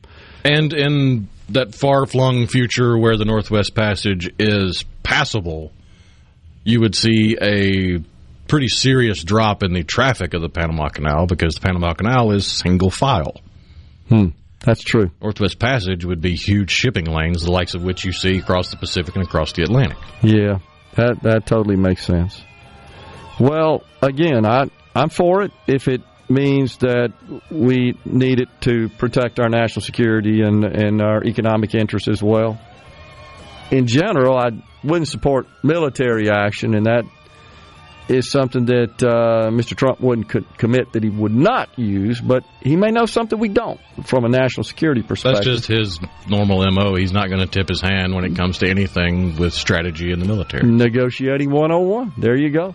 We're stepping aside for a break on Middays. We'll be right back.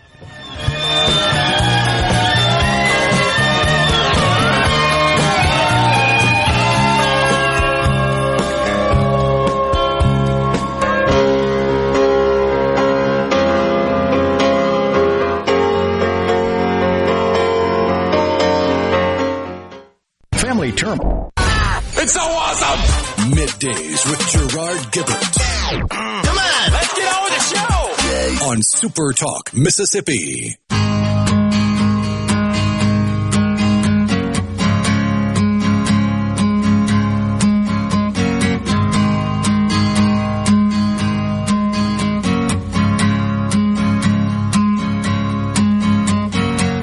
I was a little too tall, could have used a few pounds. Tight pants points, hollering out. She was a black-haired beauty with big dark eyes and points all her own, sitting way up high.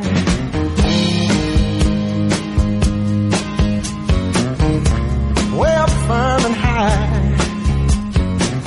Out past the cornfields where the woods got heavy. So today began the hearings on the Hill for President-elect Trump's cabinet nominations. First up, Pete Hegseth.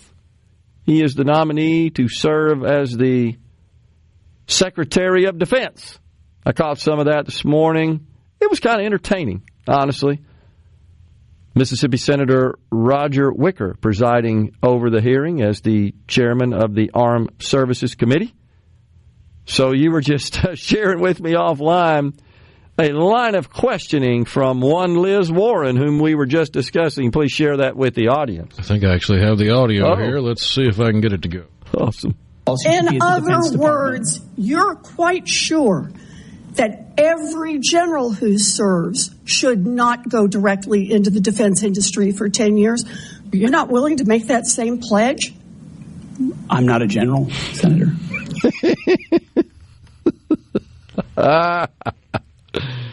Oh, man.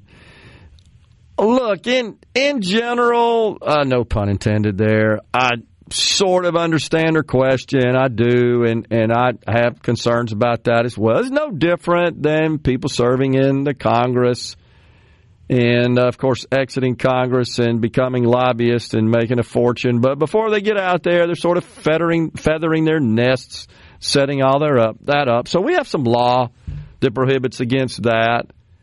And President-elect Trump has been very outspoken in opposition of that kind of cronyism.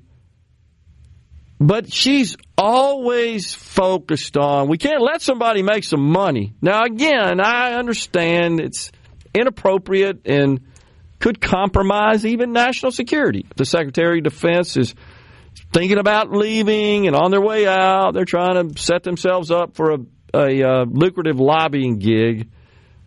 But that's all she cares about. They're looking... The issue that people have with generals leaving the military and immediately going to work for the defense industry is if you are a general in charge of acquisitions, and company AB whatever is coming to you with the newest in whatever killbot, it costs $20 billion. Might work in 10 years, but it's a good idea, right, General? Yeah. By the way, if you give us the contract for that, you can have a seat on our board when you retire. Yeah, that's that kind of crap going on. Agree. So I kind of focused on a lobbying gig, which is very common, of course, for members of Congress. But you're right. In this case, being a highly compensated board member with board director pay plus usually stock grants and options and so forth. Very lucrative. Just sign here and help us sell this to the government, right? Yeah, I agree. And it does breed cronyism and wastes taxpayer money, even in the military. Absolutely no doubt. I guess I somewhat discount it coming from Liz Warren because as far as she's concerned, nobody should ever make any money except her. That's what bothers me. She's always looking for examples of where somebody may have achieved economic success, even totally legitimately. Not talking about this kind of crony situation as you just described. She's just constantly focused on that. Her and Bernie Sanders and old Robert Reich. That's what bothers. Back to this discovery by the Doge boys and the folks underneath them there. It's mainly LexisNexis Risk Solutions, by the way. It's there were some folks there that said, man, there's massive waste. Not that we're surprised, right? In Medicaid, food stamps, fraudulent payments. So it even gets, as you can imagine, I've said many times, Rhino, that I think the only way to address this improper payment issue is through very sophisticated technology. That most of it stems from use of technology to defraud. So something I wasn't even aware of that was discussed is these SNAP debit cards. That it's my understanding from reading about it, don't actually have chips in them and can be scanned, and you got the bad guys that are able to penetrate and capture those scans and then go create their own debit cards and use them. These are foreign entities, and I've said that many times, that a lot of this comes from these very sophisticated mafia-like syndicates overseas that file unemployment claims, defrauded the PPP program and all the big-time COVID money going out the door, file fraudulent tax returns and claim EITC credits, from stealing Social Security numbers from a number of sources like the credit reporting agencies. Remember the massive breach that happened. It's now thought that every Social Security number in the country is floating around the globe somewhere. And the reason... It's almost like when Social Security was implemented, they realized it would be a bad idea for everybody to be identified by that number. So it's actually a part of the Social Security law that number is not to be used as an identifier. But we seem to have forgotten that. Exactly. I would say that the number of entities that require it, it's been reduced over time. There are other forms of identification, but it's still out there, and certainly associated with everybody's deadgum credit report.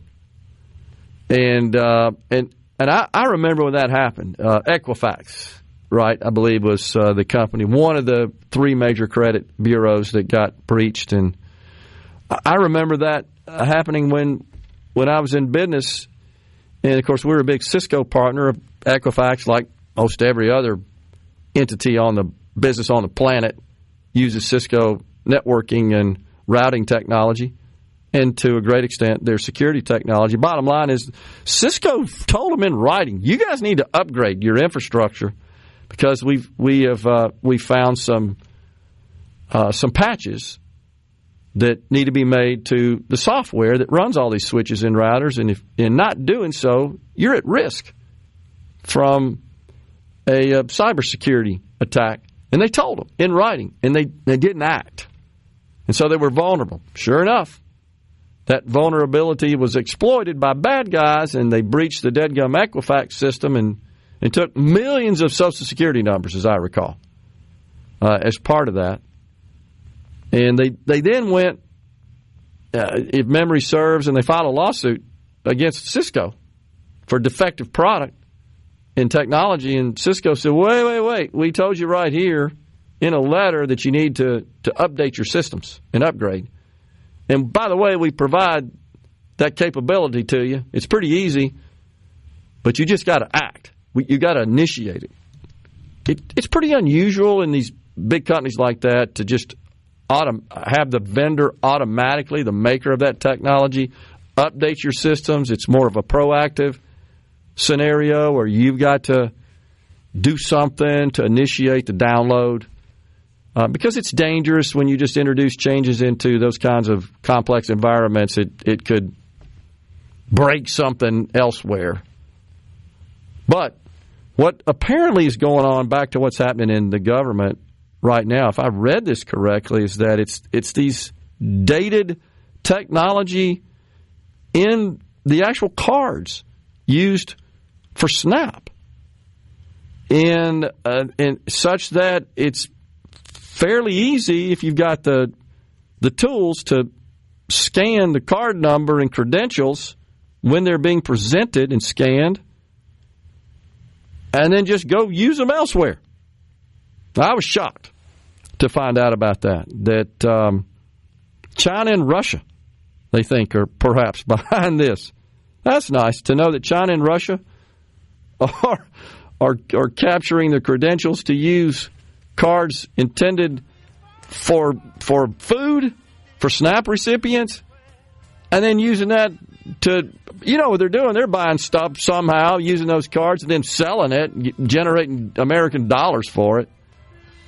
Unbelievable. They're getting their card numbers and their codes. Investigators found that fraudsters were skimming the machines. Man, oh man, stuff like that just gripes you because that's solvable. We have the technology to solve that today. It just requires a little initiative, little gumption, little concern. But you know what? They're looking the other way. We're stepping aside for a break, half hour of Middays on the other side.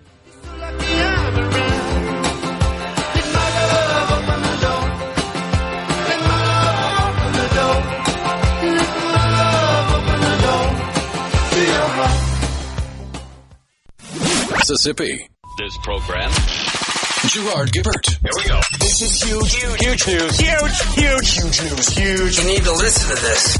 Middays with Gerard. SuperTalk Mississippi.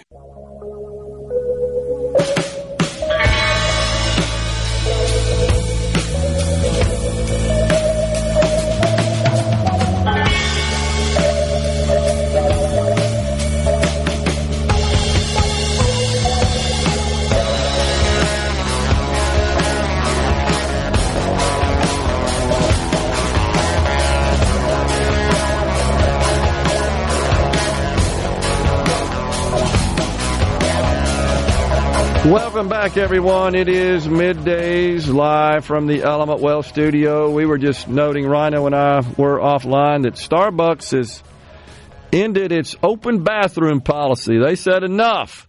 I think just another sign, another example of this country starting to get some common sense about the cultural revolution that's just swayed and has seen the pendulum swing. I don't want to say just to the left, just into wacko world. Like, I can't ever forget the Sarah Huckabee Sanders and her rebuttal to the State of the Union address. That stuff's just crazy. It's a difference between what's common sense and crazy. And she's so right. I mean, that was just succinct, clear, simple, to the point. And I think Starbucks has finally said, no, we don't exist to be a place where you can come hang out and shoot up and use the bathroom. We sell coffee here. You may not agree with Starbucks' philosophical positions on policy and culture in this country, but you'd have to say they came to their sense here. And so I applaud them for this. Also, did you see Zuckerberg says he's really, I think, trying to warm up to the right side of the aisle here. He said, no more tampons in the boys' and the men's bathroom. Oh, really? I thought that was just an ingrained critical element of your business operation. Got to have the tampons in the men's bathrooms. It's insanity. Insanity. So I see this as welcome news, as a sign that maybe common sense is starting to prevail again. However, there still continues to be wacko crazy people. I sent you a clip of one, what the heck said, man's name that now identifies as a dude in a dress, a member of Congress, just got elected. Oh, Tim McBride. That's it. And I think I sent you some sound. This bugged me, and it's Tim with some, looks like kindergartner age kids. Here we go. She went with her family to the doctor, and the doctor said that she's a girl, and everyone should see her and treat her like a girl, right? Which is to say that they should call her Jazz, and they should treat her with respect and be nice to her. But can I ask you one more question? So that journey that she had from people thinking she was a boy and the fact that Jazz knew she was a girl to her parents and her friends accepting her as the girl that she is, that journey is called being transgender. And like Jazz said, that makes her a little different from some of the other kids.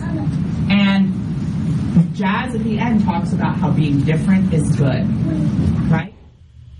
You believe that? So we've got a member of the United States House of Representatives grooming kids.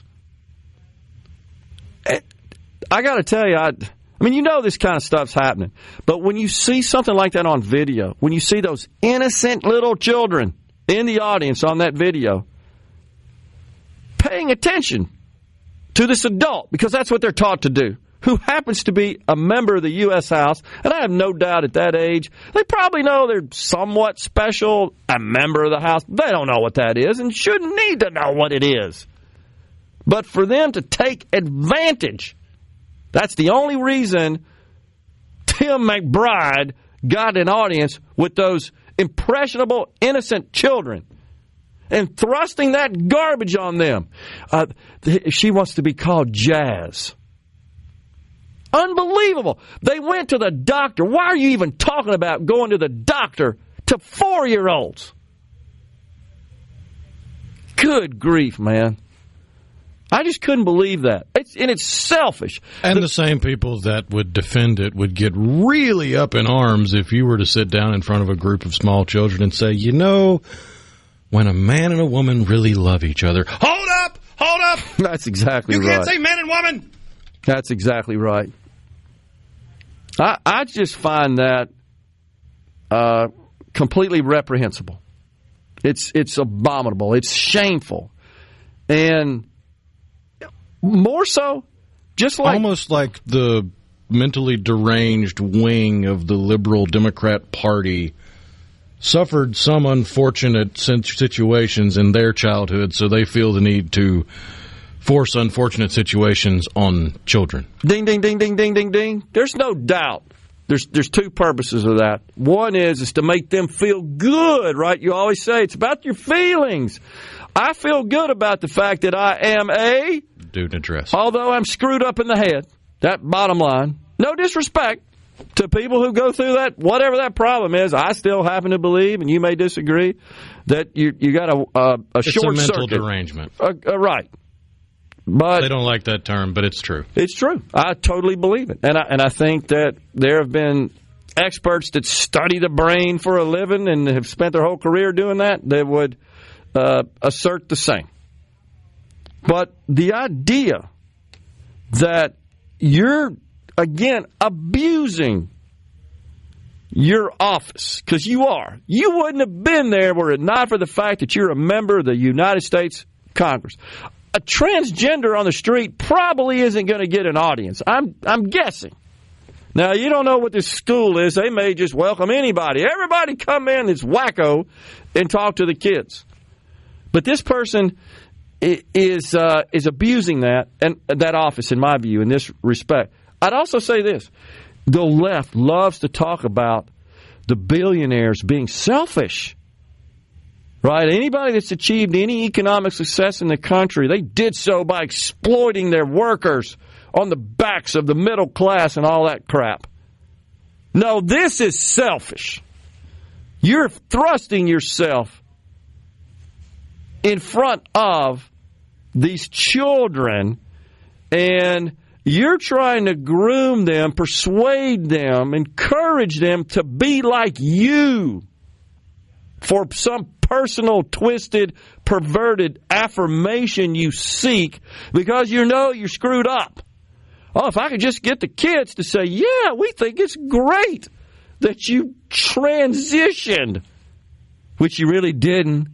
You just had some stupid medical procedures done, and now you just claim that you are a female. I don't know. I know I'm on a rant on this, but the video, which you can clearly see these kids paying attention to this wacko. Oh, yeah, there's several hands raised wanting to ask a question. Ask questions. The dude's just going through his little tranny diatribe.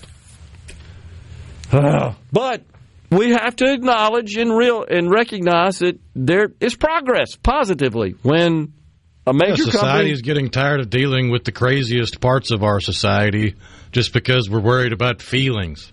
Completely right. And when you see... It's a free country. You want to be crazy, go be crazy. Just don't endanger anybody else and don't make it a part of my life. Completely right. That's our official position here. You don't, in my view, deserve an audience with impressionable children. You just don't. Why do we got to talk about sex in front of 4-year-olds? Gosh, unbelievable. Selfish. Shameless. Taxes again, because we got some questions on the C Spire tax line. Will the sales tax be on off-road diesel also? All I can tell you is that the legislation says motor fuels. I'm assuming that if you're buying fuel at the pump, that you're going to pay. But I don't know that for sure. And a lot of those details are still being fleshed out. I can tell you. In talking to the Speaker and Chairman Lamar as recent as this morning in some text, There's a lot of details because I had some questions, and they're meeting. I mean, you could understand that because as we shared earlier, it's just complicated. Like it or not, it just is. And there are lots of exceptions and lots of just detail features. Let's see here. What else we got on the C Spire text line? Senator Roger Wicker is doing a great job, and he is coming across extremely likable and with a good sense of humor. I caught some of it as well, and I would agree. That's Jeff on the C Spire text line. I thought he did a really quality job in his, I think this may be the first time he's conducted a hearing as the newly appointed chairman of the Senate Armed Forces Committee. Let's see. Major commodities traded on the public market, so price not really factored in the same way is not passed from the consumer to the farmer. That's somebody that's just argued with my point that taxes paid by farmers at a lower rate in Mississippi also help to keep the cost of those commodities down. I understand how commodities are traded and how the price is set, but I would say that if everybody's paying that, it's all still figured in sort of globally. So I tend to disagree on that. We're coming right back with the final segment.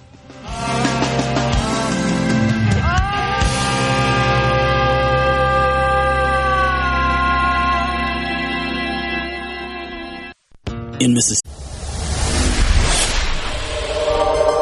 Gerard Gibert. Going beyond the headlines, breaking down the stories that matter to Mississippi. Middays with Gerard on SuperTalk Mississippi.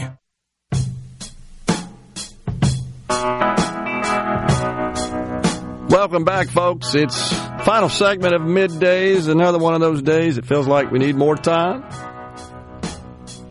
On the C Spire text line, what if we taxed all retail sales at 3%? I believe that's what the question is. That would certainly result in a decline, significant decline, in revenue to the state, because even though there are lots of different goods and services that are taxed below the standard base 7% rate, I haven't dug into the Department of Revenue's detailed report lately, but maybe I'll get to that in the next day or two. But the vast majority of what is consumed and sold at the retail level is taxed in terms of the value at the full 7%. So, again, you'd have to know the breakdown of where the tax revenue comes from and what the rate applied to the sale was. But in general, if you moved everything to about the middle rate, because we've seen, right, Rhino, rates everywhere from 1% to 7%. So you could say the 3% slightly. Technically 8% with the wholesale sales tax. Oh, that's true. That's right. So if you're kind of settling on a 3%, trying to see how that would affect the revenue picture for the state, I'm quite certain a substantial decline in revenues would result from that. So, again, the plan is to add the 1.5% local tax, which would also apply in the counties as well, to everything presently subject to the standard base state sales tax rate of 7%, the exception being groceries. That's actually not even an exception. It's the exception in that the sales tax on groceries at the state level is going to be reduced to 4.5% initially. That would be next year. And then in the subsequent year, 27, it goes down to 2.5%. But the sales tax, the additional 1.5% sales tax at the local and county level, that goes into effect the middle of next year. So you can see there's some overlap there, and there's some timing. And that's what I'm studying right now, trying to make sure I fully understand what the proposal is. But so there is a period of time where there's some overlap as this thing progresses, as the plan progresses to the ultimate goal of no income tax, 5% sales tax on fuel, and what would amount to a 4% combined state and local sales tax on, how is it, Rhino? Non-prepared foods for human consumption. Suitable for human consumption, I think is what the legislation actually says. In fact, I got it right here. Yeah. Got to be careful with that wording because all dog and cat food made in the United States has to be suitable for human consumption. And maybe it would also be eligible, dog and cat food, for the lower sales tax rate. But that's what it says. Retail sales of food for human consumption. Not purchased with food stamps, but which would be exempt from sales tax if purchased with food stamps. I'm reading directly from the law here. The bill, I should say. No matter what the numbers are percentage-wise, every little bit helps, says Ray and Clinton. I think he's talking about spending. Well, I know one thing, $800 billion of wasteful spending that the Doge boys have discovered is big, is significant, is transformational. But it's going to take, I believe, significant investments, much less than $800 billion in technology to address that issue, just like the cards we were talking about. That's just old technology. We shouldn't be doing that with snap cards. And in the technology to detect when there's a fraudulent tax return filed, or technology used to truly make sure someone is legitimately eligible in accordance with the rules for various federal benefits and programs, Medicaid, SNAP, TANF, etc. No doubt. Mike and Ridgeton, just for clarification, because I haven't heard anyone talk about it, how is it okay for China to own a bunch of acreage in the United States, be part owner of a steel mill in the United States, U.S. Steel, and then partially own meat processors but can't have TikTok? Well, it's kind of an apples and oranges deal. The concern about TikTok is more one of, what'd you say, 175 million people are using it, and China's collecting a whole bunch of data, which we know they are right now. That's happening, and that they would use that against us, and it's a potential threat to our national security. I get it. You could say that ownership of land is as well. I have concerns about that, and ownership of other American companies. We need to be careful and responsible there, but I would say that the possibility of collecting data from 175 million people probably poses an even greater threat, ostensibly, just because of the widespread use. A bunch of people said this is child abuse. They heard the tape we played. What is Josh Harkins thing from Thompson Greenwood? He hasn't said yet about the tax plan. Folks, we're out of time today. Back with you tomorrow. Until then, stay safe and God bless.